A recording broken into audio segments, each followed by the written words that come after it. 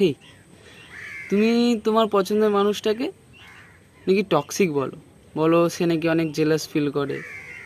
তো আমি তার সম্বন্ধে 3-4টে লাইন লিখেছি, তুমি কি শুনবে?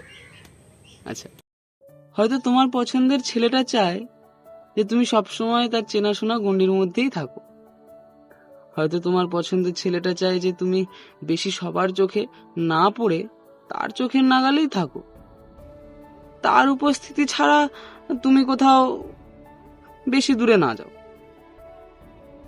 এগুলোর মানেটা কি এমন হতে পারে না যে সে এই দুনিয়াটাকে ভয় পায়, কিছু খারাপ মানুষকে সে ঘৃণা করে? গণ্ডির বাইরের মানুষগুলো ঠিক কেমন হবে, তাদের উদ্দেশ্যটা ভালো হবে নাকি খারাপ, তার ভরসা সে পায় না।